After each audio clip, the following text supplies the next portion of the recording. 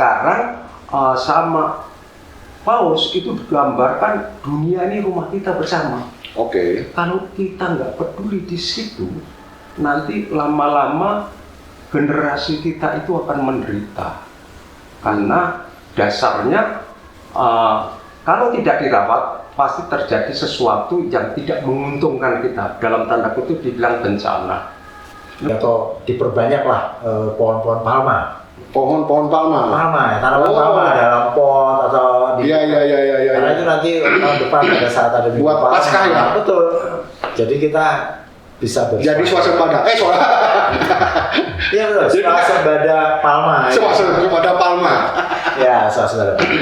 Jadi kita memulai dari sesuatu yang sederhana, yang kecil, yang sederhana, tapi konkret gitu ya. Iya. Tapi memiliki dampak long term. Iya, betul. Iya kan? Karena ini memang memerlukan keberlanjutan. Iya. Jadi konsisten dan terus menerus. Karena ini kan akan merubah yang namanya mindset atau budaya atau pola perilaku atau habit ya. Atau habit. Ya. Tidak bisa sekarang digaungkan lalu itu akan terjadi begitu. Ini harus terus menerus.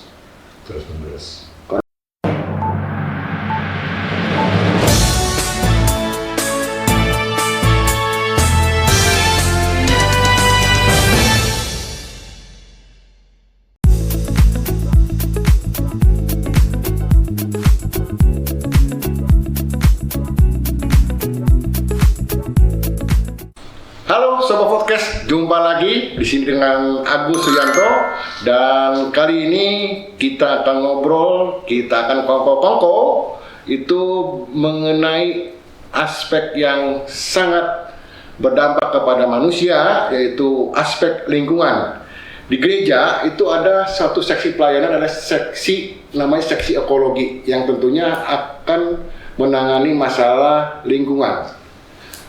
Sekarang kami mengundang seksi ekologi dari gereja itu dengan narasumber Pak Heri dan Pak Sigit. Selamat datang Pak Sigit dan Pak Heri. Selamat datang. Terima kasih. Oke. Nah, Pak Heri dan Pak Sigit. Iya. Pak Sigit ini di ekologi sebagai apa? Pak Heri sebagai apa nih? Di seksi ekologi di paroki. Saya di paroki SFA ini. Iya. Ya kebetulan saya ditunjuk sebagai ketua seksi ekologi. Periode ini. Iya.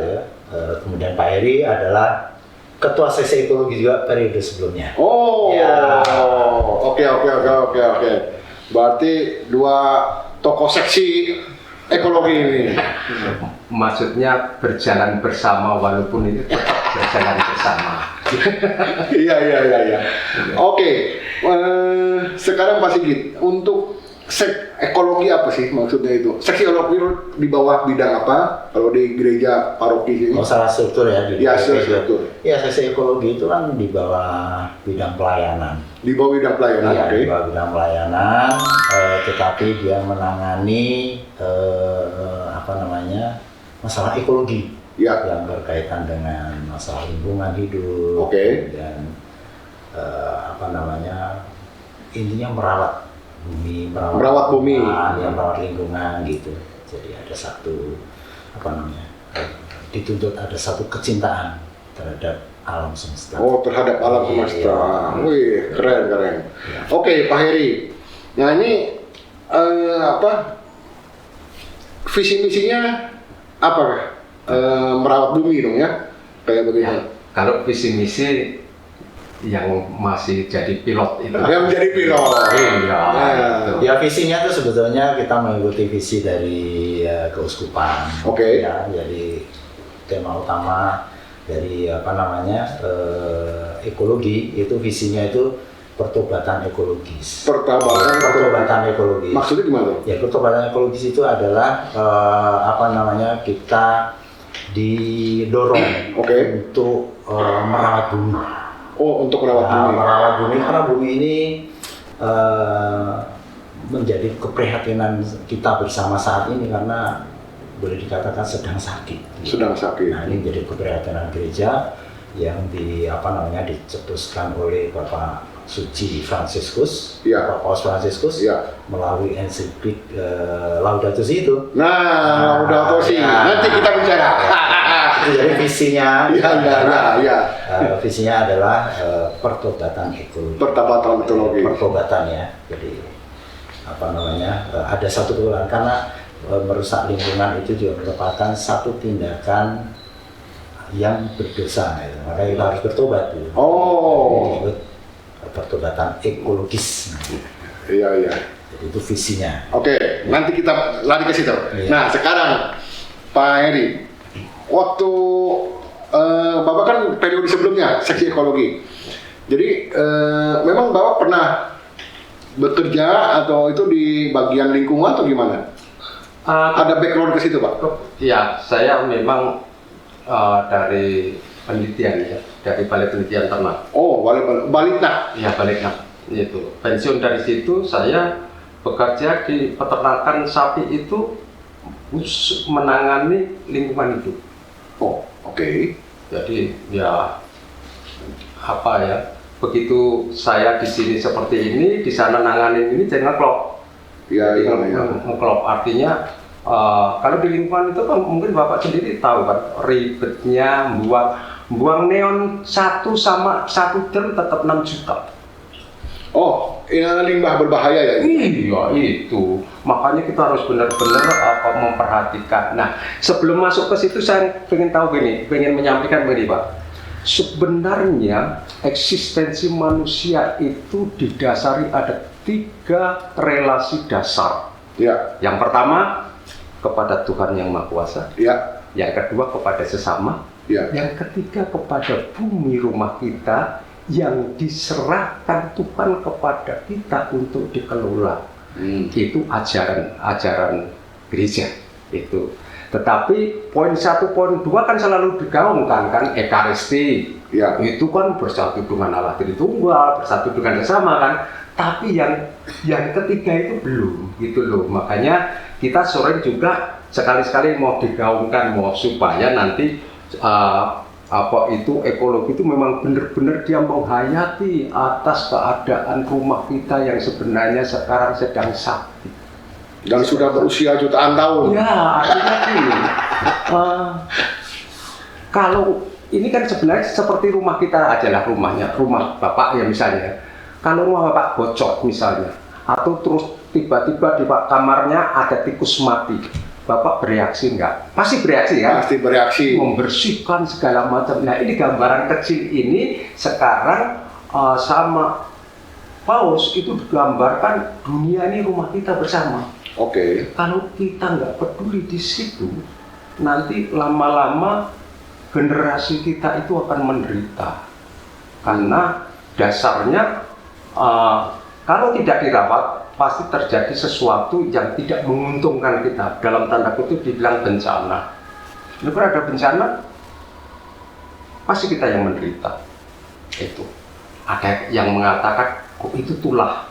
Boleh aja kalau mau dilihat dari segi apa itu iman gitu loh. Yeah. Karena kita berbuat dosa, makanya kita mendapatkan itu loh. Itu sebenarnya ekologi itu sebenarnya masuk ke dalam 3 hubungan itu, nggak bisa dipisahkan. Nggak bisa dipisahkan.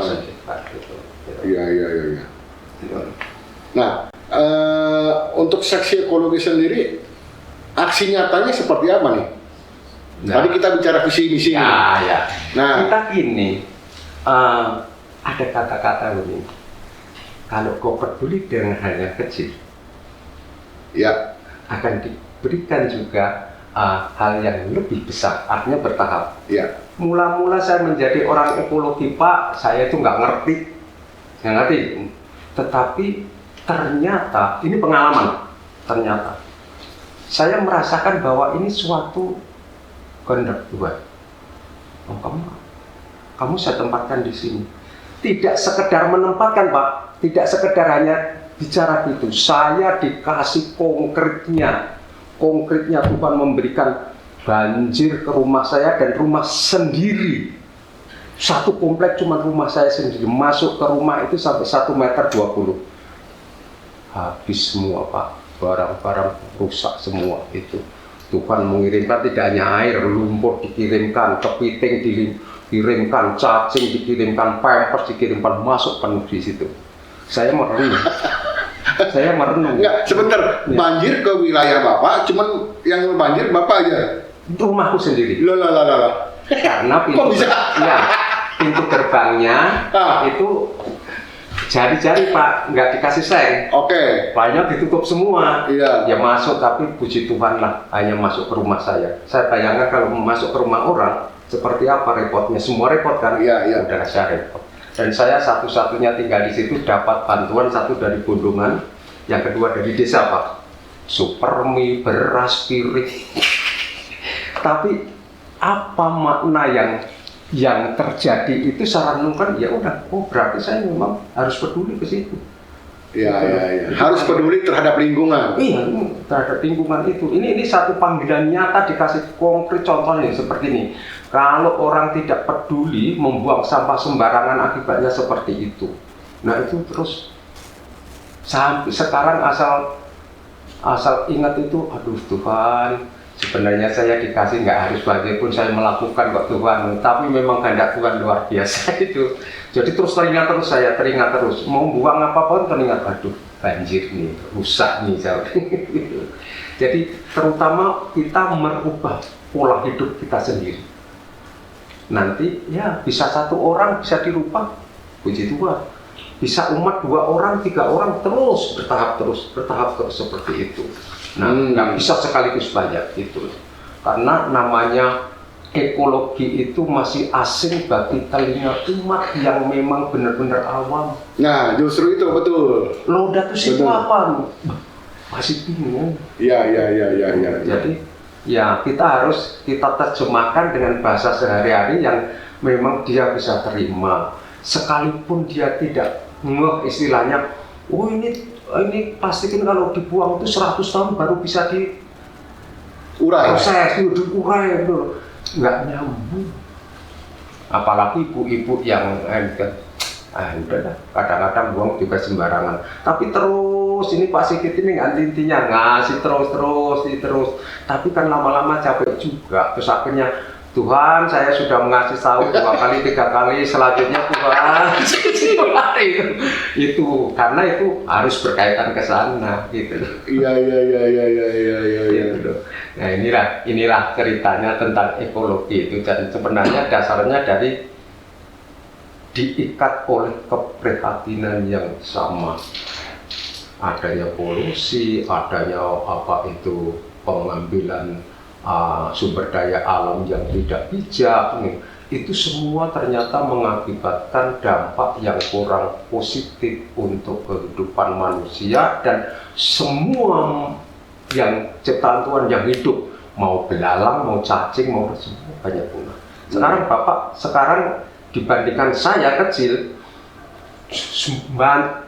berbagai macam binatang masih banyak, berbagai macam ikan masih banyak. Sekarang nggak ada. Cuma 1-2 jenis, nila, lele. Iya, dulu ada lupas, ada liger, ada soal nggak bisa disebut. Itu pada waktu alamnya masih indah. Nah sekarang kita punya semangat akan mengembalikan ke sana walaupun kecil. Tapi kalau semua orang berpikir kecil kan menjadi besar. Iya. Nah, saya juga berharap kok. Nah, berarti ada edukasi juga dong? Ada Pak. Sebelum saya mengedukasi, saya mencari tahu dulu. Iya. Saya belajar dulu. Oh, apa sih Laudato Si sampai dapat ini pun dibelajar kadang-kadang. Iya, kadang-kadang enggak. Jujur ini setelah saya dikasih WA sama teman-teman mau podcast, cari buka Sebentar, ini buku Laudato Si. Ya. Berarti artinya terpujilah engkau. Ya. Berarti ini adalah ensiklik Paus Fransiskus. Ya. Oh, tahun 2015. Ya. 10 tahun. Udah 10 tahun ya. Iya. Ya. Berarti ini ensiklik secara khusus ya, Pak? Ya. Betul. Karena memang Paus itu kan pasti satu perdamaian, Oke. keselamatan, Ya. keselamatan umat, keselamatan ciptaan yang lain ya seperti semangatnya Fransiskus Assisi kan itu semua itu dipikirkan terus dibuat suatu himbauan kepada seluruh umat, tidak hanya orang Katolik saja. Jadi Kepada seluruh penghuni bumi lah. seluruh penghuni. Nah kalau seperti itu nanti kalau kita mengacu juga kepada Fransiskus Assisi, repot Pak. Anda digigit nyamuk nggak boleh pukul loh. Sana. Ini saudara kan? Ada cacing pun saudara, ada semut, roti, waktu itu meja semutnya banyak juga. Kadang-kadang kan gitu kan. Tapi kalau terinspirasi itu ya udahlah. Artinya kita mencintai ciptaan Tuhan. Kalau kita menghormati Tuhan, hormati juga ciptaan, dijaga. Nah, dari dasar itu akhirnya kita menjadi peduli atas firman Tuhan. Makanya Pak Sigit tadi bilang pertobatan ekologi. Karena kalau kita melakukan sembarangan berarti mengabaikan firman Tuhan. Dalam tanda kutip dosa. Dosa. Gitu. Nah kalau sudah sampai di situ Pak, sampai merasa itu kalau saya buang sembarangan itu dosa, pasti dia akan bergerak tidak melakukan dosa dengan membuang sampah pada tempatnya. Nah sekarang targetnya sampai membuang botol sembarangan, membuang apapun sembarangan itu belum merasa dosa. Dan itulah edukasi yang terus diupayakan oleh seksi ekologi. Iya, itu. Terkadang nggak sadar ya, bis ngerokok bungkusnya. Kadang-kadang nggak ada tempat kan, tengok tuh buang misalnya. Nah hal kecil seperti itu hal kecil. Nah tapi kalau sudah tahu bahwa ini merusak bumi, saya menghormati Tuhan. Dengan saya membuang ini pada tempatnya, berarti saya sudah melakukan firman itu. Itu. Karena kan ingat nggak Bapak itu kita semua itu kan Tuhan kan berfirman gini, kamu saya ciptakan supaya kamu beranak cucu bertambah banyak dan mengelola bumi sebagai anugerah Allah. Nah, kalau sudah dianugerahi seperti itu, terus kira-kira kalau Bapak merusak merasa dosa nggak? Iya. Pasti dong. Iya. Nah, apalagi Bapak udah dibaptis pasti imannya wah Dikongsos. Belum tentu juga Pak. itu. Oke, lanjut lagi Pak. Lanjut. Nah, oke. Terus kegiatan konkretnya untuk di lingkungan gereja sendiri bagaimana?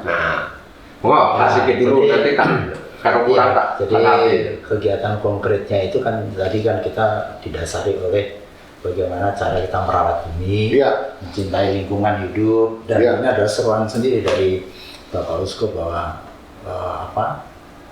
melalui gerakan kolektor sampah. Oh, kolektor sampah. Ya, ada namanya gerakan kolektor sampah. Di situ sebetulnya kita melakukan satu tindakan pemilahan sampah ya. Pemilahan sampah. Nah, sampah itu kategorinya banyak sekali. Ada sampah plastik, ada sampah kertas kardus itu, ada sampah logam, ada sampah limbah B3, bermacam-macam, juga ada sampah organik. Ya. Nah, tapi kita di SFA ini kita sedang terus mendorong ya, kita mulai dari tidak langsung semuanya tapi step by step kita sedang memulai dengan bagaimana memilah sampah botol plastik yang baik, yang benar gitu kan. Karena ternyata sampah botol plastik itu saat ini cukup jumlahnya cukup besar, cukup banyak. Ya.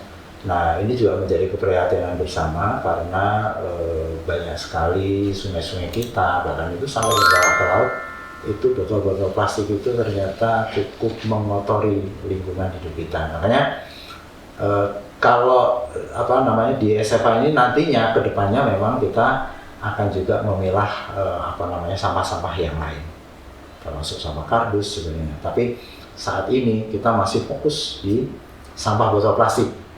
Nah, lalu secara konkret juga kita mengencourage apa namanya umat di wilayah, di lingkungan itu ya semacam edukasi gitu, bagaimana cara mencintai lingkungan dengan melakukan pemilahan sampah mulai dari rumah. Mulai dari rumah. Gitu. Iya. Jadi dari rumah itu mestinya itu sudah kita semua ya umat Katolik juga mungkin itu bisa ditularkan ke warga sekitarnya. Itu mulai dari rumah itu mestinya sudah menjadi budaya atau mindset bagaimana cara memilah sampah itu sehingga sampah yang berbahaya, terutama tadi khususnya plastik, itu tidak sampai mengotori lingkungan. Karena itu kalau bercampur dengan sampah organik nanti akan dibawa oleh tukang sampah, dibawa ke TPA, di sana bercampur. Nah inilah di situ sumber penyebab apa namanya polusi, kerusakan lingkungan. Tetapi kalau dari rumah sudah dipisahkan, syukur-syukur itu nanti bisa dijual, katakan begitu. Toh sekarang kan sudah mulai banyak perusahaan yang memang memerlukan plastik bekas itu kan, itu dicacah, kemudian menjadikan biji plastik dan kemudian di recycle, kemudian dibuat produk baru lagi. Nah itu kan akhirnya jumlah sampah di lingkungan itu lambat laun semakin berkurang. Nah tindakan konkret kita di seputar lingkungan Sampah Plastik Yesus ini, sementara ini kita mencoba untuk mengedukasi dan kita sendiri mencoba untuk memilah-milah sampah plastik itu. Nah, di depan gereja itu ada drop box. Oh, ada drop box. Ada drop box itu. Jadi kalau misalkan kita punya botol plastik, taruh aja di situ gitu. Harapannya umat itu di rumah sudah bisa memilah sendiri. Oh, oke. Tidak harus dibawa ke sini sebetulnya. Oh, oke. Itu di rumah sebetulnya itu bisa diserahkan ke pengepul misalnya. Nah, pengepul nanti lari ke apa namanya perusahaan pengelola limbah sampah itu. Kan berarti jumlah yang terbuang di alam kita kan berkurang. Tapi kalau di rumah ternyata tidak punya sistem untuk memberikan plastik itu ke siapa, bawalah ke sini. Bawalah ke gereja, kumpulkan di drop box. Nanti kami setiap minggu tim ekologi, mungkin nanti kita akan mengajak dari kategorial, yuk sama-sama kita memilah-milah sampah sini. Nanti itu dikumpulkan, kita kumpulkan di sini. Nanti setelah mencapai jumlah tertentu, kita undang pembeli. Nanti kita jual. Jadi kita sudah punya rekanan ya? Iya, rekanan. Nah, kita sudah ada komunikasi dengan pembeli sampah botol-botol plastik itu, botol bekas itu. Nah, seperti itu. Jadi selain itu juga kita sedang memulai ya untuk menghijaukan lingkungan gereja seperti permintaan Romo waktu itu supaya gereja ini kalau bisa dipenuhi atau diperbanyaklah pohon-pohon palma. Pohon-pohon palma. Ya, tanaman palma dalam pot atau di. Iya. Karena itu nanti tahun depan pada saat ada minggu buat palma. Paskah ya. Betul. Jadi kita bisa jadi swasembada. Iya betul. Swasembada palma. Swasembada palma. Ya, swasembada. Jadi kita memulai dari sesuatu yang sederhana, yang kecil, yang sederhana, tapi konkret gitu ya. Iya. Tapi memiliki dampak long term. Iya, betul. Iya kan? Karena ini memang memerlukan keberlanjutan. Iya. Jadi konsisten dan terus menerus. Karena ini kan akan merubah yang namanya mindset atau budaya atau pola perilaku atau habit ya. Ya. Tidak bisa sekarang digaungkan lalu itu akan terjadi begitu tidak. Ini harus terus menerus. Karena memang di luar negeri pun aspek lingkungan tuh luar biasa menjadi perhatian, menjadi isu utama. Isu utama. Iya kan? Kita mencoba ambil bagian dalam suatu pekerjaan yang kecil yang sederhana saja dulu lah gitu. Tapi luar biasa. Ya. Iya kan? Itu sebagian Pak. Karena saya lebih lebih tua, artinya lebih lama. Ya 10 tahun saya di situ. Jadi apa 10 tahun yang dikerjakan? Yang kecil-kecil aja Pak. Sampah ini kan ada dua, organik, anorganik. Ya. Kalau kok sampah anorganik itu ada kepala ikan, ada macam-macam sayur segala macam kan menimbulkan bau. Dulu saya mengadakan sosialisasi membuat biopori. Yang pertama ada dua macam biopori. Biopori yang khusus untuk serapan air, biopori yang khusus untuk membuang sampah organik. Mari kita hitung. Keluarga dengan anak 3, jadi 5. Itu kalau Anda punya 7-9 biopori dengan berjarak 1 meter saja, Anda tidak perlu membuang sampah organik kemana-mana. Masukkan sini. Ini seminggu belum tentu penuh. Taruhlah seminggu, tutup. Minggu kedua masuk ke sini. Minggu ketiga masuk ke sini. Belum sampai minggu ke-7 ini udah panen pupuk Pak. Oh, oke. Ini panen pupuk, diambilnya pakai bor juga. Itu membuatnya bor, ngambilnya juga pakai bor. Bisa ditanam di pot, nanam cabai, nanam terong, nanam macam-macam yang di situ yang bisa mensuplai ke dapur. Itu yang khusus untuk sampah organik. Tapi saya juga mengondisikan biopori untuk penyerapan air. Karena kini airnya sekarang ini sudah lewat atas, nggak mau masuk ke tanah semua. Yang masuk ke tanah pun sudah diambil, diminum orang kemana-mana misalnya. Nah ini kurang, saya bilang itu kurang. Usahakan kalau kau punya 1 biopori saja, itu bisa menyerap air, menyelamatkan air hujan, itu sudah sangat luar biasa. Kalau bisa membuat 10, semua masuk ke dalam tanah, sumurmu tidak akan kering. Oke, benar. Kita teknis nih. Untuk biopori sendiri, diameter lubang berapa Pak? Biasanya 20 cm? Antara 10 sampai 12 cm. Karena diameter itu, ya. Oke. Diameter lubang 10 sampai 20 cm. Ya. Kedalaman lubang? Biasanya 1 meter. Karena itu 1 meter. Tingginya kan 1 meter 20. Tapi kalau sampai mentok kan nggak bisa diputar Pak. Oke. Jadi 1 meter. Oke. Tapi untuk itu kalau misalkan tadi sampah organik apa nggak bau? Nah, gini, bagus pertanyaan ini bagus. Setelah jadi dikasih casing. Dikasih apa Pak? Casing, bukan HP aja Pak, kasih casing. Oh. Dikasih casing Pak. Pakai pipa lah. Ya, pakai pipa. Oke. Terus pipanya ada tutupnya. Oke. Oh, misalkan kasih pipa paralon, atasnya tutup. Tutup, bisa dibuka. Masuk, tutup. Oke. Nah, itu. Nah, nanti dari situ proses itu nanti cacing itu akan mendatangi makanan itu. Sebentar. Pipanya begini dibolong-bolongin nggak?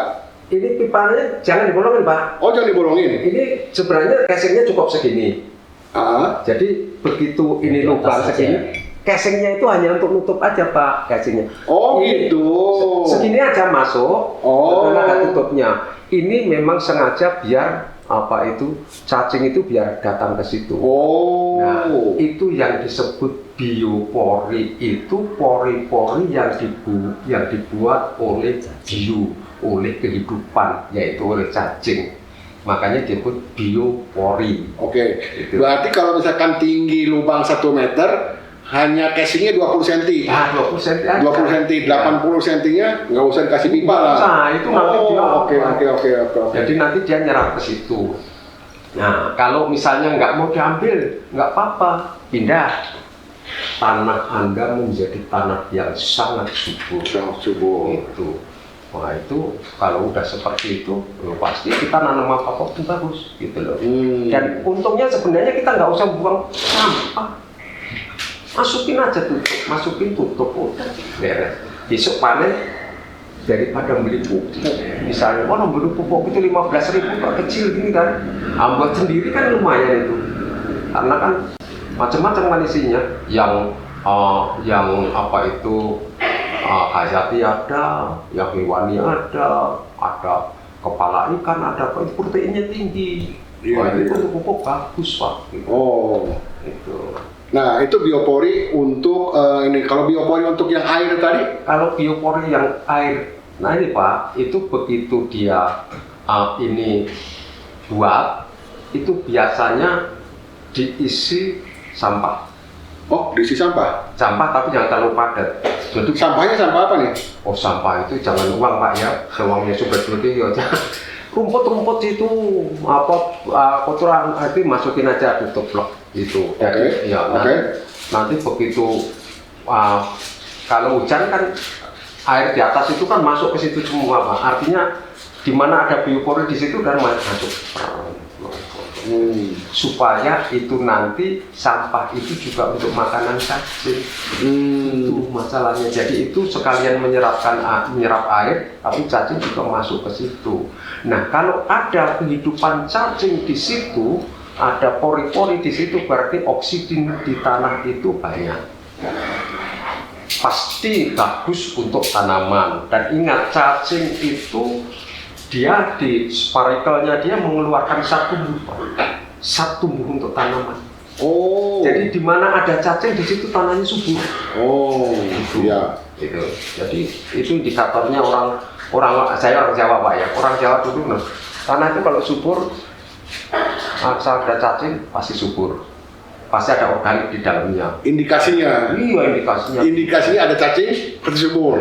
Subur.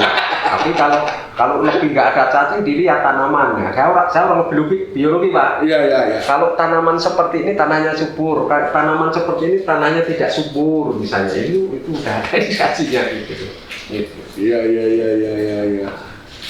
Oke, tadi untuk yang sampah plastik juga. Nah, ini kenapa sampah plastik menjadi fokus ya? Apakah memang betul? Jadi karena sampah plastik itu kan memang plastik itu kan salah satu produk dari petroleum ya, dari minyak ya, dari minyak. Nah, itu memang tidak biodegradable sebetulnya. Artinya plastik itu dia akan terdegradasi itu butuh waktu yang lama sampai bahkan akan mengatakan sampai ratusan tahun. Nah, lalu sepanjang sejarah manusia semenjak ada industri plastik katakan begitu, berarti kan bumi ini akan dipenuhi oleh sampah-sampah plastik. Nah, ini menjadi keprihatinan bersama. Karena ini memang akan menjadi ya boleh dikatakan lambat atau cepat ya kan membunuh manusia itu sendiri, lingkungan, membunuh banyak spesies lah katakan begitu. Nah, ini menjadi perhatian utama. Ya sebetulnya juga banyak seperti sampah limbah B3 itu juga berbahaya, tetapi tidak sebanyak sampah plastik. Sampah plastik ini kan boleh dikatakan iya. Karena penggunanya masif sekali ya. Masif sekali. Coba sekarang apa yang tidak menggunakan plastik? Iya. Hampir semua melibatkan plastik. Dan plastik itu pada saat katakan sudah kalau misalnya barang-barang dari plastik sudah pecah atau sobek kan pasti dibuang itu. Iya. Ya kan? Dibuang. Nah, kalau itu tidak bisa di-recycle atau diproduksi kembali, maka dia akan mengotori lingkungan hidup kita. Dan itu yang menjadi sumber polusi utama gitu.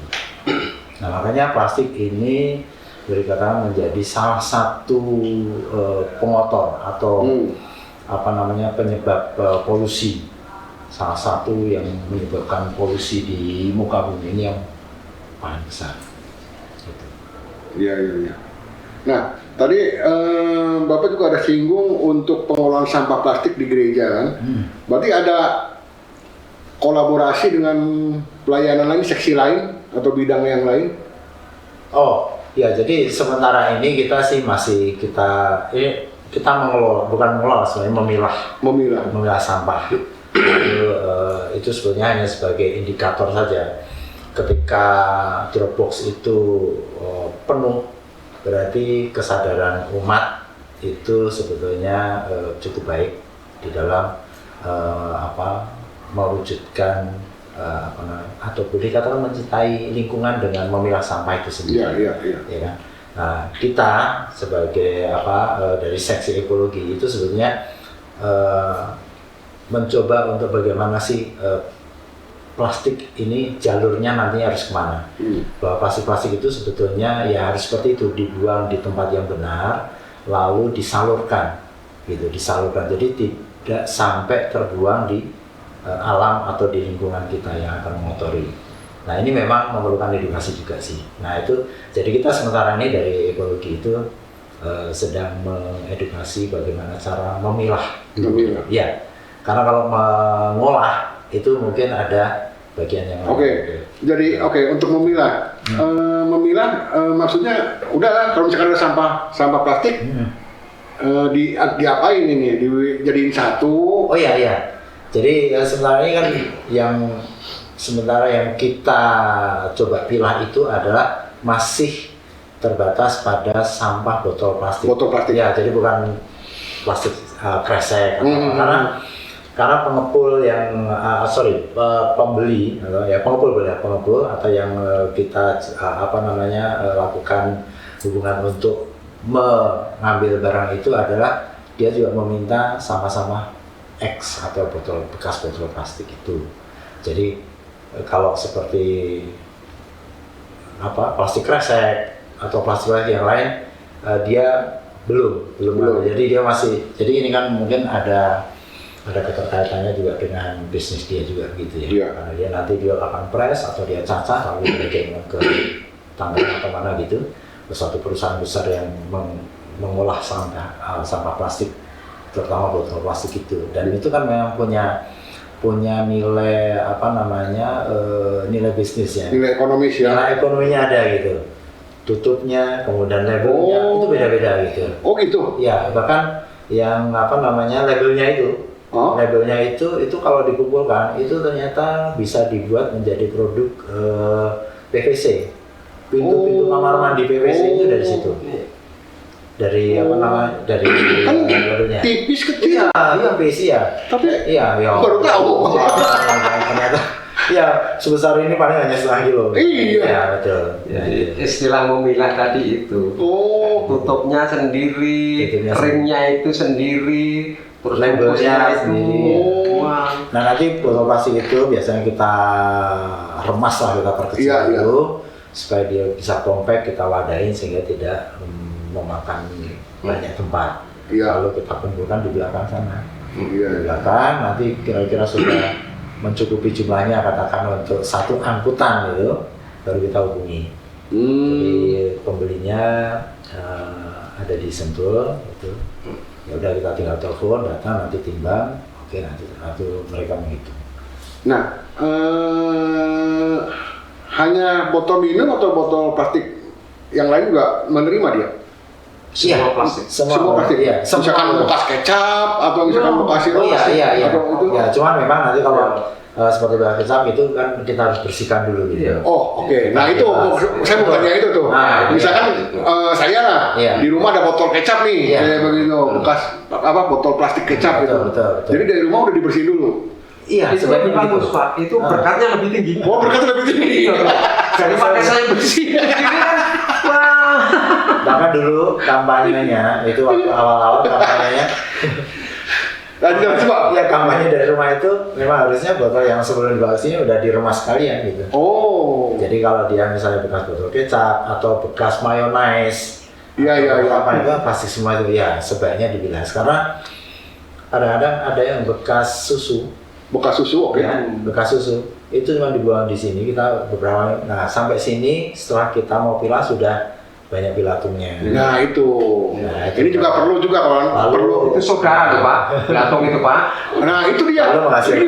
Itu jadi kan nyantai. Kemudian menghasilkan bau.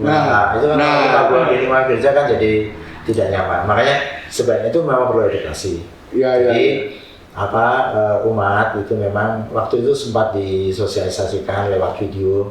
Tapi memang harus terus menerus sih. Harus continue diingatkan lagi. Tapi kalau memang sudah terlanjur sini, ya sudah maka kami mengambil itu ya kami bilas, kami remas, kami tempatkan di satu karung, kemudian ya udah kita simpan di belakang sampai nanti jumlahnya cukup untuk bisa kita jual, kita keluarkan. Jadi ada nilai ekonomisnya. Sekaligus ada nilai ikut merawat bumi dengan tidak mengotori lingkungan karena sampah-sampah plastik itu. Iya, iya, iya.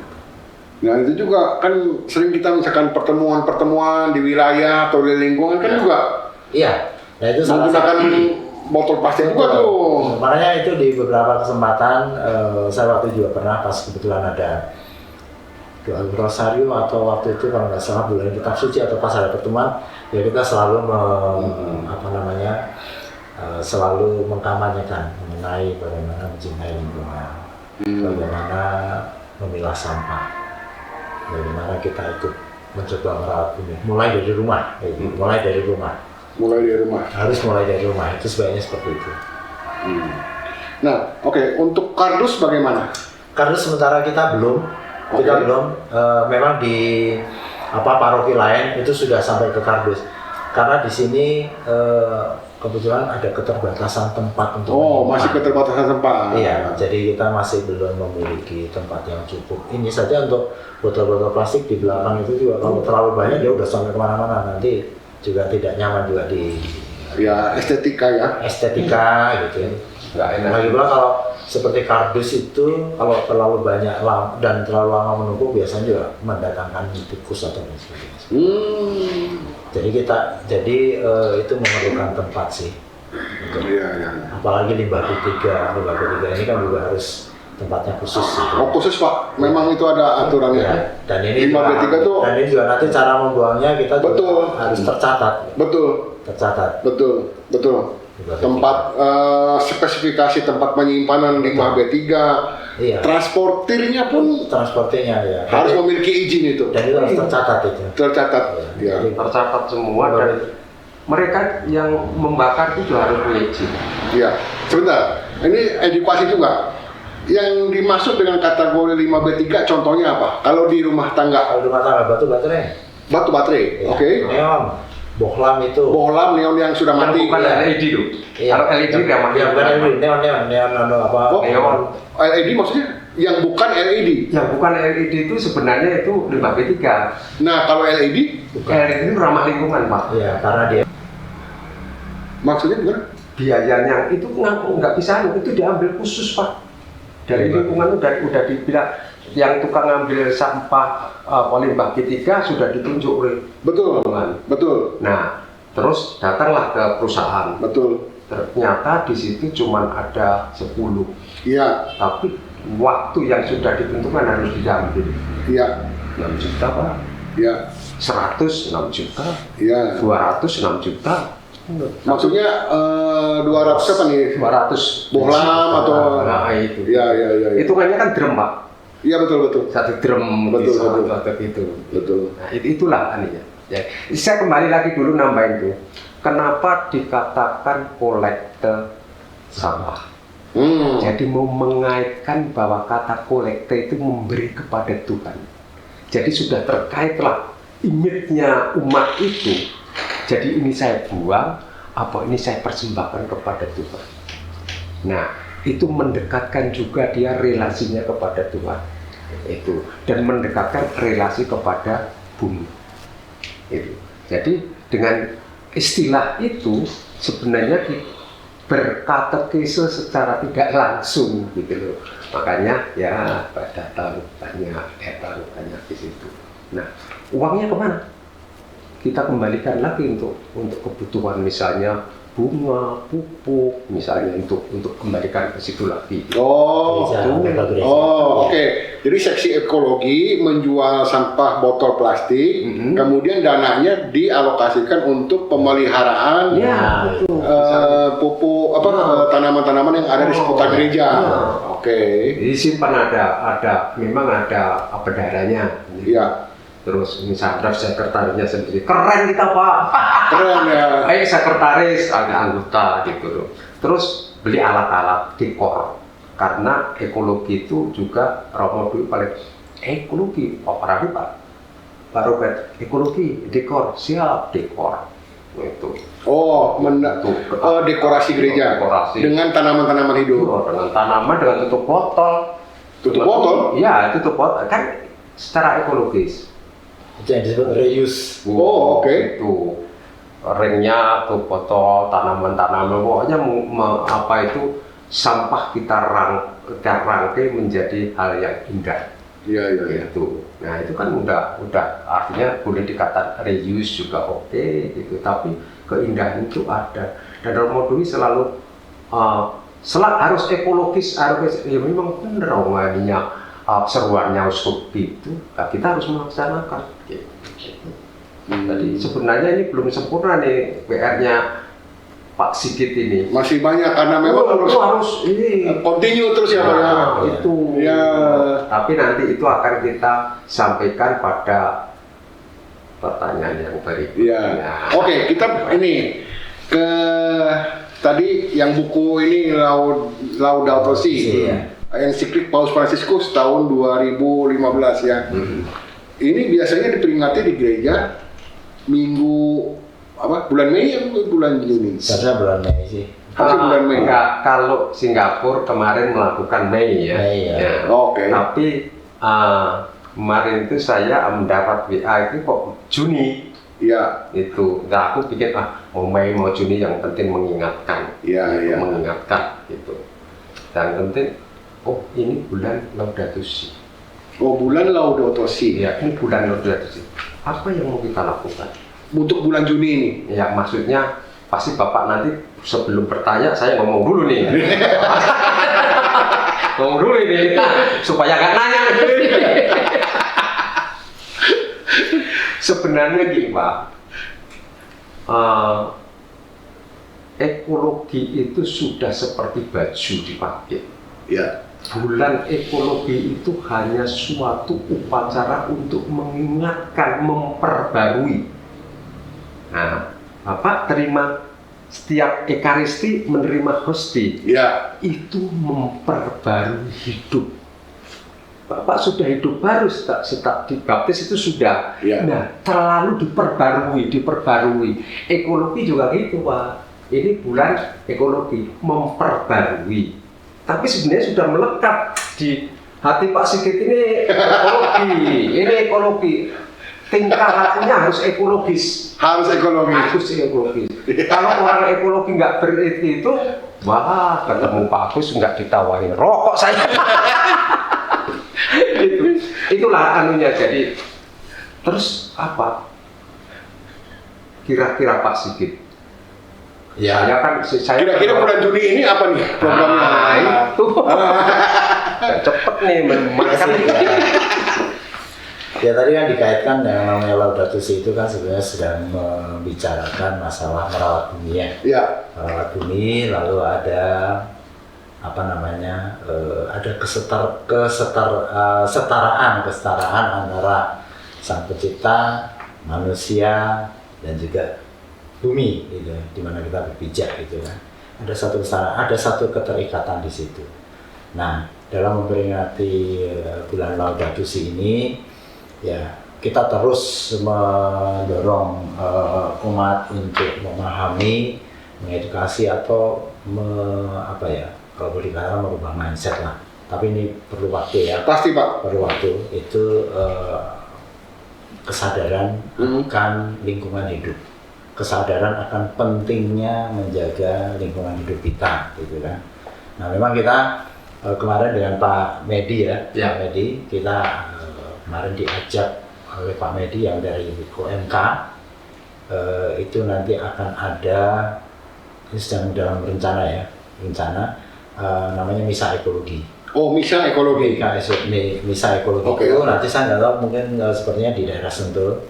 Jadi nanti konkret kerjanya itu adalah kegiatannya ya, itu nanti ada menanam pohon.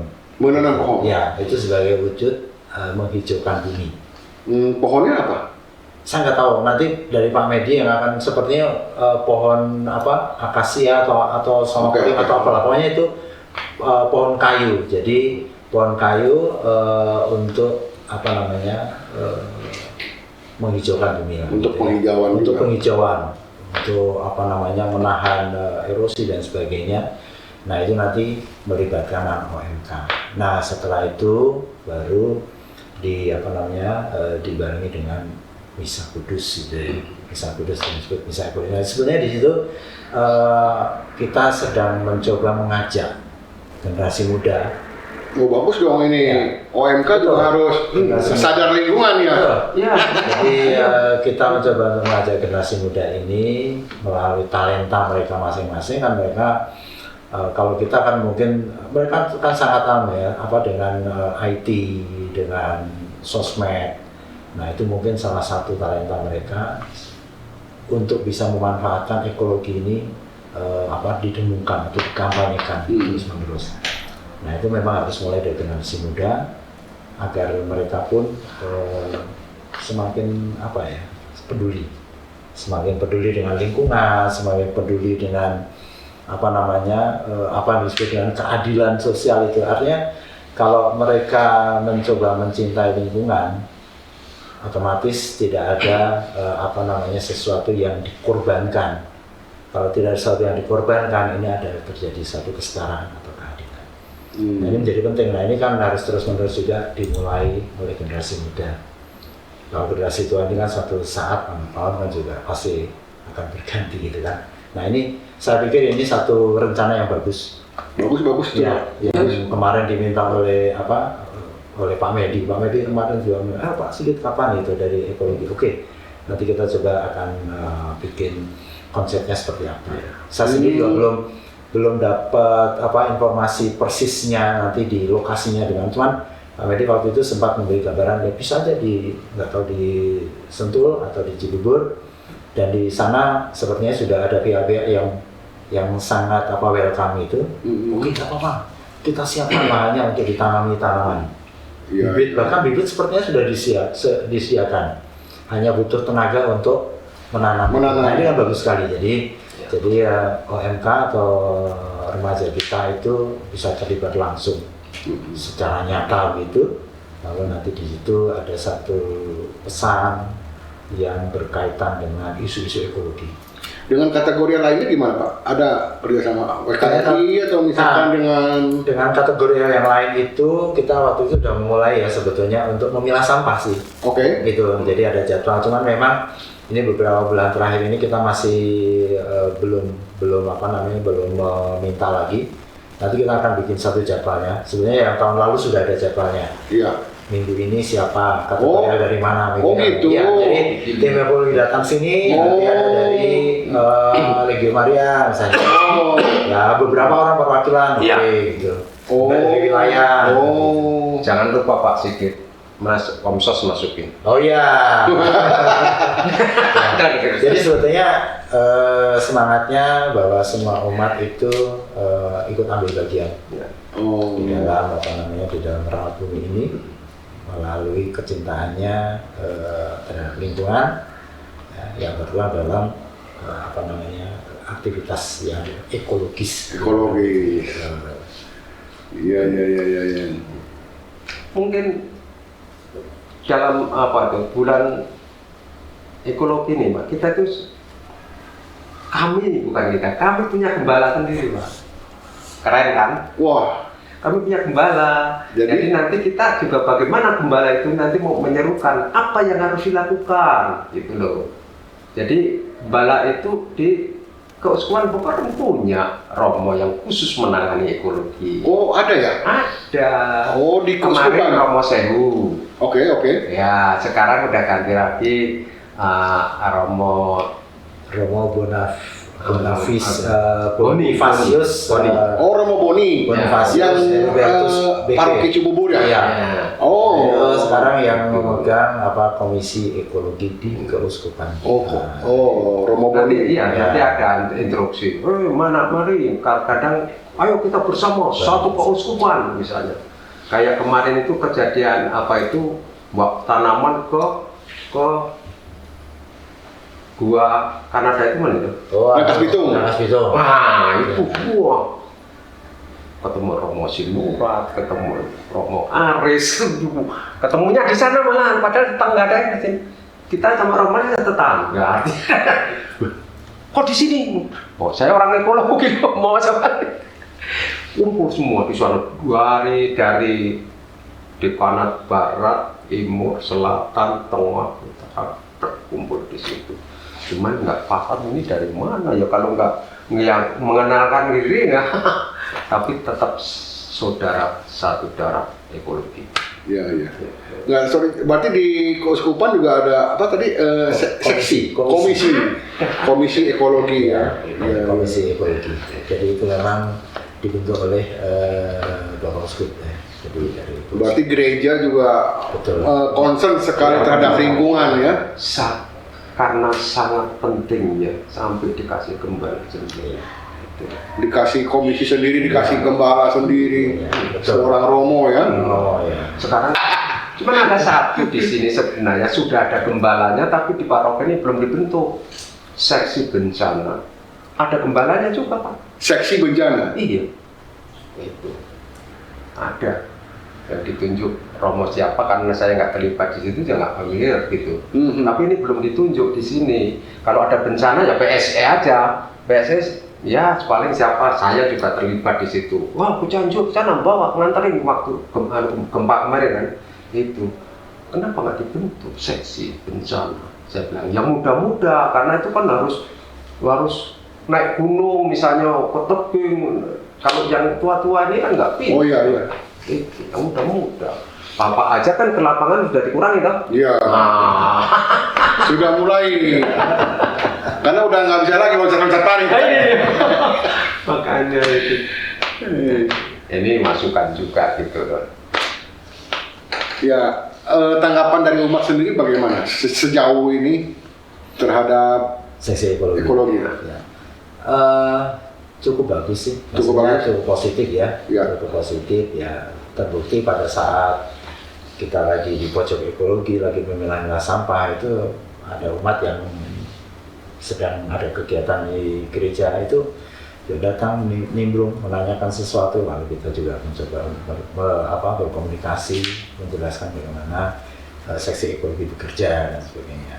Lalu kalau di lingkungan umat masing-masing ya itu tadi setiap kali ada pertemuan, entah itu pada saat akan ada doa atau rapat gitu ya, kita mencoba untuk memberikan informasi mengenai ekologi dan mereka cukup tertarik. Dan kurangi penggunaan botol plastik. Oh iya, itu salah satu misinya. Salah satu misinya adalah bagaimana umat ini sebisa mungkin itu mulai mengurangi yang namanya botol plastik. Kalau misalnya belanja itu bagaimana kalau bisa membawa tas sendiri dari rumah. Iya. Kalau di rumah kebetulan ada tas plastik bekas yang layak masih bisa pakai, itu bawa itu aja. Sehingga nanti dari toko atau dari warung yang akan memberikan tas plastik bisa kita tolak. Itu salah satu. Nah itu habit yang bagus. Ya memang harus terus-menerus didorong, Ya. itu diingatkan. Kita bawa tas belanja dari rumah nih kalau misalkan mau belanja kan. Betul. Di Jemaat nggak ngasih Pak. Kenapa? Sekarang sudah nggak ngasih. Ya, Kalau beli- untuk kota Bogor mungkin udah ada peraturannya, ada perdanya bahwa dilarang menggunakan kantong plastik. Cuman kita nggak tahu kalau di daerah lain kan. Oh ya, karena Ya kan? juga di Bogor Pak. Jadi kalau belanja gitu harus bawa kantong sendiri. Iya. Gitu. Ya betul. Jadi itu memang menjadi semangat kita bersama sih. Jadi Ya. bukan hanya di wilayah atau lingkungan Katolik saja, tapi saya pikir itu secara umum Ya. sekarang trennya itu memang sedang mencoba untuk concern ke masalah plastik sebagai limbah yang cukup berbahaya ya. Cukup berbahaya, Pak. Cukup berbahaya. Iya. Bahkan di Samudra Raya kan itu juga banyak ditemukan sampah plastik Betul. yang ya akhirnya juga meracuni habitat yang ada di sana. Betul. Jadi ya memang itu menjadi concern kita, concern gereja. Nah, oke. Itu sudah. Sekarang kita beralih ke ini. Refleksi kaitannya ke iman Katolik. Ya, Gimana nih? iya jadi kalau dikaitkan dengan iman Katolik ya, bahwa Tuhan itu menciptakan alam semesta termasuk manusia dalam kejadian itu kan, bahwa segalanya itu sangat baik adanya. Jadi memang Tuhan itu menciptakan semuanya itu baik. Nah, lalu kalau kita mencoba merusak alam semesta, bumi menjadi tidak baik, berarti kita juga artinya melawan ciptaan Tuhan sendiri. Nah itu menjadi refleksi bahwa itu bisa dikaitkan dengan, kalau dikatakan dengan iman Katolik lah gitu ya. Jadi dengan mencintai bumi, merawat bumi, mencintai lingkungan, memperhatikan sekitar kita agar tetap bersih dan sebagainya, itu berarti kita juga mengasihi Tuhan sebagai Sang Pencipta yang diciptakan segalanya baik. Itu menjadi refleksi utama kita. Dari situ berangkat dari refleksi itu, maka kita akan melakukan sesuatu yang sangat erat dengan bagaimana kita mencintai lingkungan. Ya. Membuang dengan pekerjaan kecil, dengan kegiatan kecil, tidak membuang sampah sembarangan. Itu sudah salah satu wujud nyata bagaimana kita mencintai alam semesta sebagai ciptaan Allah sendiri. Ya. Pak Heri? Kalau saya pakai hampir sama, tapi memang dasarnya semua harus Alkitab. Karena bicara ekologi, bicara Laudato Si, dasarnya semua dari firman.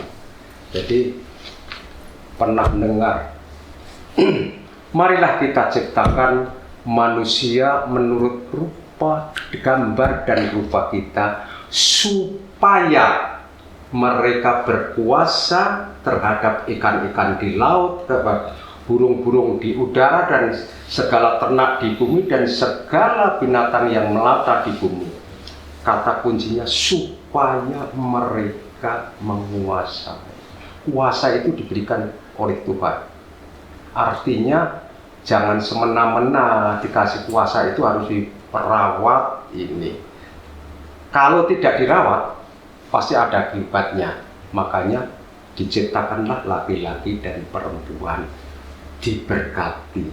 Setelah diberkati, dikasih janji, beranak cuculah, bertambah banyaklah, penuhi bumi ini dan kelola bumi ini.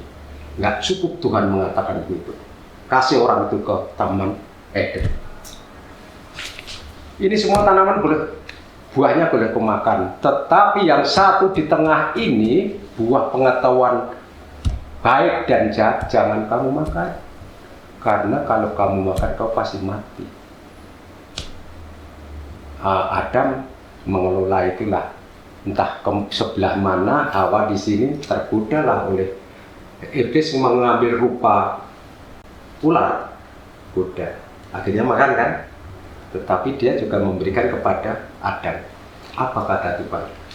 Karena kamu mendengarkan suara istrimu memakan buah yang seharusnya tidak kau makan, maka terkutuklah tanah itu, dan kau dengan susah payah mengupayakan untuk hidupmu seumur hidup. Karena kita tidak taat merawat bumi, bencana. Itu aplikasinya seperti itu. Nah, sekarang mungkin kita oke lah, kita sekarang nggak ada bencana lah. Tapi kalau nanti di anak cucu kita, mungkin kita mengeset di alam sana. Tapi kan kita harus memikir sampai sana. Gimana? Gitu loh. Jangan-jangan secara teori biologi bisa aja mutasi nanti orang berikutnya, ada macam-macam, ada radiasi segala macam, bisa mutasi nanti. Nggak seperti sekarang ini, mungkin lebih besar kepalanya kan, karena kan dipakai terus, mikir segala macam, tangan nggak dipakai kerja kan. Mungkin anggota kalau tidak dipakai terus, rudimenter, hilang, kepalanya. mungkin terjadi seperti itu gitu. Jadi makanya kita harus waspada dengan itu. Dan memang ini mumpung supaya ini untuk publik. Jadi tadi Pak Sigit sudah menerangkan edukasi ke umat, ya sekalipun berat, ayolah, itu memang tugasnya berat seperti itu. Tapi umat itu kan berbagai macam lapisan, Pak. Nah, kebetulan saya ini sekarang itu di lingkungan diminta untuk membawakan firman kepada dia. Oh, bina iman anak. Oke. Ya. Nah, itu juga Oke, BIA dan BIR, Bina Iman Remaja. Oke. Itu. Nah, bagaimana saya menyampaikan itu ya? Sekarang hidup sehari-hari ekologi masuk di situ. Caranya bagaimana? Nah, kita ngasih tahu. Tapi memang kalau namanya anak-anak nggak bisa ngomong, Pak. Tidak ngomong pun keluar sebentar udah por. Teknik saya beli coklat. Masuklah berapa orang? 20 bawah, beli 20. Dah, sekarang habis cerita Alkitab ini, sekarang ini tanya pertanyaan. Siapa yang suka membantu ibunya nyapu? Saya. Kasih coklat. Ya, coklat. Tapi makan ya, makan. Begitu makan, kan ada sampahnya itu. Iya. Nah, sampah ini plastik, ini beda dengan kulit pisang ini yang harus dipisahkan. Ini nggak bisa busuk, harus dibuang di mana dipisahkan. Nah, dengan cara begitu dia lama-lama nanya, manggil saya Opung. Iya. Nah, Opung tempat sampahnya di mana? Nah, itu suatu sudah progres itu. Oh, sudah progres. Sudah progres itu. Nah, Iya, iya. ya, tapi kan nanti kalau nggak Pak Coklat pasti tanya, mana Pung Coklat? Ya makanya setiap ke situ minimum harus ada yang tahu. Cuman itu dasarnya untuk memberikan ke anak-anak itu pasti. Tapi minimal sudah masuk ke benak mereka itu, Pak. Iya, dan dengan Bagaimana itu. Membuang sampah, cara membuang Iya, sampah, itu kan? sampah. Terus habis pertemuan, misalnya pertemuan kan, ya sekarang gimana? Ini habis kita pakai, ayo kita bersihin. Tuh, bersihin. Sekalipun tidak terlalu bersih, tapi apa itu kegiatan membersihkan itu dia sudah sudah tertanam di situ. Iya. Satu, firman Tuhan tertanam, itu lingkungan tertanam. Terus nanti ada kunjungan ke biasanya ke lansia. Peluk-peluk, doa atau nyanyi, yang dikunjungi senang sekali. Nah itu 3 tinjauannya kena komunikasi ke atas, ini komunikasi sama sesama dan komunikasi kepada yang Laudato Si sampaikan pesankan. Laudato Si. Nah, bentar. Saya teringat pada waktu kunjungan Paus Fransiskus ke ke GBK kan? 2000 tahun lalu 2024 ya. Nah, umat Katolik dari sekian ratus ribu itu yang menghadiri misa tidak meninggalkan sampah. Ternyata katanya ada komunitas Laudato Si. Iya. Pokoknya di mereka tuh pakai topi tempo hari kan. Iya. Jadi begitu lihat sampah langsung itu. Jadi memang saya lihat sendiri itu. Jadi ada tim ya mereka. Iya, ada tim. Dia selalu masuk di sela-sela pengunjung itu. Iya, betul. Dia begitu melihat sedikit udah langsung. Betul. Jadi dia selain juga menempatkan waste bin di situ, dia sendiri juga mendatangi. Betul. Jadi memang itu ya harus proaktif. Iya. Jadi menangani masalah lingkungan itu memang harus proaktif, tidak menunggu. Itu salah satu contoh kecil saja sih. Iya. Tapi itu sangat bisa dirasakan. Tapi itu sempat viral loh Pak. Jadi kenapa umat Katolik pada waktu misa dihadiri ratusan ribu, puluhan ribu lah, 100 ribu kapasitas GBK kan? Nah itu sampahnya tidak ada menimbulkan sampah gitu. Dan saya lihat sendiri dengan melihat seperti itu, saya mengamati beberapa umat yang duduk di situ. Pada saat dia jalan melihat ada sampah, dia ngambil. Dan kemudian ditaruh di. Sudah sadar. Jadi ada satu yang memberi contoh dan semua ikut tergerak. Iya. Ikut tergerak. Apalagi memang sebelumnya juga sudah ada diumumkan juga diharapkan tidak meninggalkan sampah. Iya. Jadi ada satu yang mengingatkan, ada satu yang mengambil tindakan secara proaktif, dan umat di situ sebagian juga melihat itu semua jadi sadar. Iya. Gitu. Jadi saya lihat sendiri, ada yang tercecer, dia pada saat lewat itu diambil dan kemudian dibuang di tempat sampah yang disediakan. Jadi cukup bagus. Bagus. Memang tengok itulah istimewanya. Istimewa. Itu istimewa. Betul, Istimewa. Iya. Oke. Sesi ini terakhir nih. Pesan Bapak terhadap teman-teman, terhadap umat bagaimana ini Silakan dari seksi ekologi. Iya, kalau saya sendiri secara pribadi dan dari tim itu memang mengharapkan jadi umat Katolik ya, di lingkungan SFA ini memulai untuk mencintai lingkungan hidup. Oke. Mencintai lingkungan hidup dengan dengan tindakan-tindakan kecil, memilah sampah. Jadi betul-betul dipilah sampah itu mana yang berbahan, mana yang tidak, dan memastikan itu tersalur.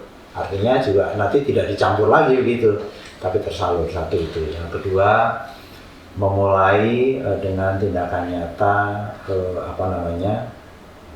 mengurangi pemakaian plastik, kemudian menggunakan tumbler pada saat dia pergi kemana atau pada saat ada kumpul-kumpul di mana, sehingga itu pun juga salah satu upaya untuk mengurangi limbah plastik. Ya, kemudian syukur-syukur dia kalau ya tadi seperti itu belanja itu bisa membawa tas sendiri dari rumah, sehingga pada saat si penjual akan memberikan bungkus dari plastik, kita bisa menolak. Itu juga satu tindakan nyata. Nah, ini kesadaran ini memang harus ditanamkan sejak sekarang dan konsisten. Dan itu sebaiknya juga bisa ditularkan ke generasi muda, ke anak-anak kita, karena mereka lah yang akan melanjutkan dan akan mengalami situasi bumi ini seperti apa. Jadi itu harus dimulai. Itu harapan dari kami, dari seksi ekologi.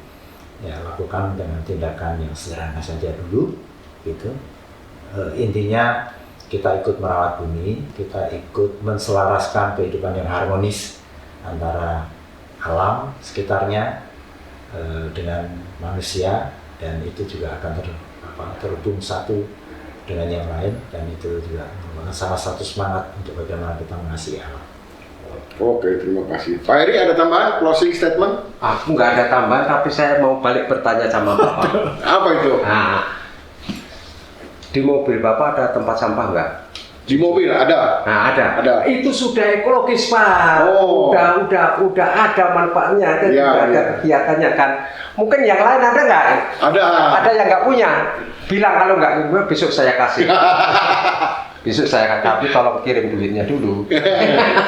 Itu aja lah, Pak. Itu satu sepele ya. Kalau nggak ada tempat sampah, kadang-kadang buka kaca buang. Oh itu ya. Saya sering Pak naik motor, dia buang botol, terus malah ada cewek cantik mau buang plastik ini pakai gaya di jalan tuh. Ini cantiknya kayak ini buang sampah pakai gaya, saya bilang gitu kan. Sama istri Jatuh lihat itu kan buang sampah kayak gitu itu. Gimana gitu, kepeduliannya itu belum tumbuh di situ. Tapi saya bangga, ternyata Bapak sudah melakukan semua itu. Di mobil ada tempat sampah, pasti tidak dibuang di jalan kan? Oh nggak boleh tuh Pak. Nah ya itu. Nggak boleh. Sekalipun saya tidak sosialisasi, ternyata Bapak sudah melakukan. Dan tidak merokok juga di mobil. Ya. Takutnya kan nanti abu buang rokok kan gitu ya. Iya. Ya nanti kalau mau merokok tak kasih tempat Pak di rumah saya Pak. Iya. Tapi kan hidup harus berbagi Pak. Betul. Nah itu berbagi. Oke. Itu yang bisa saya sampaikan Pak. Ya mungkin kalau kurang-kurang ya inilah adanya. Karena kita masih dituntun terus sama Tuhan. Harus melangkah bagaimana, kita ikut aja. Iya. Itu. Jadi semangat ini kalau lagi dibuat semangat juga semangat gitu. Apa yang mau dikatakan walaupun seperti ini muncul sendiri Pak. Ya. Itu tandanya bahwa memang roh itu menuntun. Itu Roh Kudus. Nah, jadi kalau disadari jalan. Walaupun mungkin nggak usah lirak-lirik, udah masuk ke sini udah dituntun kan. Mantap Pak. Iya kan? Iya. Oke, terima kasih Pak Sigit, Pak Heri, Ya. bincang-bincangnya. Semoga seksi ekologi semakin memiliki dampak yang semakin besar untuk sesama. Amin. Oke. Itu pengharapan tapi campur doa lupa itu. Amin. Dan amin. Gitu. Iya. Jadi saya sudah bisa pulang. Oke. Ya. Ya, silakan. Oke, sip. Oke, terima kasih Pak. Oke, sobat-sobat, demikian bincang-bincang kami dengan Pak Sigit dan Pak Heri. Jangan lupa nantikan episode berikutnya yang justru lebih menarik. Bye-bye. Halo Sobat Sofa, Bapak Ibu, Saudara sekalian, tadi setelah mendengarkan bincang-bincang mengenai ekologi, bagaimana? Anda cukup tertarik? Saya menghimbau kepada saudara-saudaraku sekalian, semuanya dimanapun berada, mari kita peduli kepada bumi kita, rumah kita bersama, supaya kita bisa melestarikan sehingga tidak ada bencana yang diakibatkan oleh ulah manusia. Semangat! Silahkan subscribe Sofa Podcast untuk Anda sekalian. Bye.